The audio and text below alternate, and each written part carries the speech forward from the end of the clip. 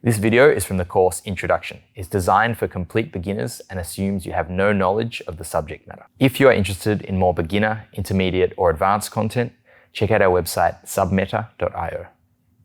We're talking about the importance of frames, which are a really useful tool to try to escape out of bad positions and prevent yourself being put in bad positions. So let's just talk about what would happen not using frames, or essentially if Liv starts to put her weight on me here, and can you see how my arms are bent like this, so I'm folded like this, and I'm trying to push Liv away and make distance like this. Now this is going to require muscle strength. So I'm trying to push up here, and if Liv just puts her weight on, it's going to be very difficult, even as she's lighter than me, to actually be able to make any distance here, okay? Because she's pushing against it's my muscles and my joints having to work against this.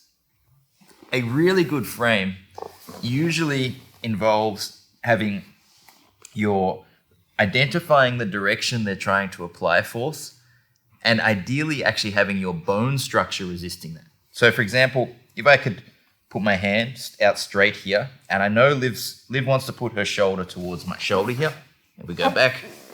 If I could, for example, get my arm out straight, now her force goes through my bones. Okay? I don't care how heavy she is here, she could be twice my weight. She's not going to be strong enough to actually beat my bones. Whereas if my elbow was bent like this, I have to use my muscles, and it's going to be quite difficult to move it, right? So we can use frames with generally, the more distance we have with our frame, the better it is, because it gives us more space. So when I've got a close range like this, it's more common to be using my elbows. So if Liv's coming forward, I'll often be using my elbows, for example, to frame against her hip here, stopping her hip, closing the gap. Whereas as I start to make more space, I might be straightening out my arms and using the straight arm, which gives me more space and still very good structure. It's very similar with our legs as well. Often, at first, I might, for example, have my knee here coming in front of the shoulder where Liv tries to put her weight down. And I can hold this all day. It's almost no pressure on me, right? Whereas even better though, I could get my foot in front. This makes more space and creates more distance for my other leg to start to recover. So by building one frame, usually if we're late, then we're trying to use our elbows. We can then create space for more frames and then start to get more distance-based frames, working our opponent back further and further, giving us more space to recover.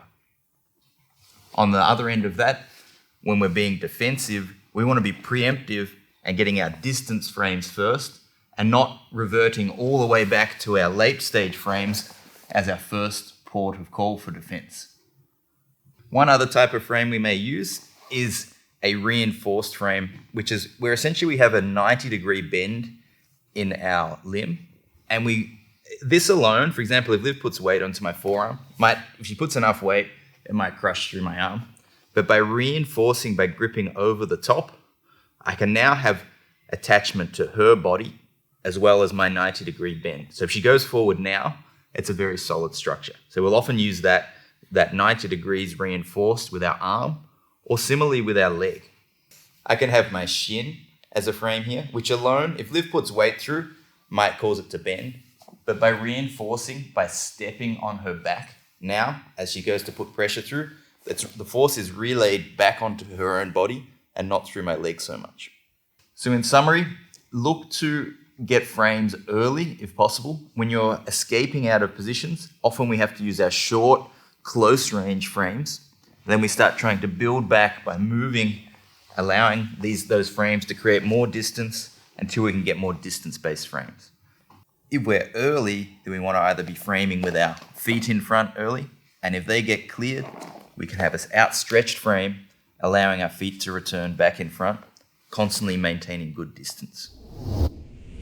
I hope you enjoyed this video from the course Introduction on SUBMETA.io. If you go to SUBMETA.io, you can watch this course for free, uninterrupted, with exercises to help you with recall. Also for free, we have the follow-up course to this, Foundations 1, Escapes, which builds on the content you'll be learning in this course.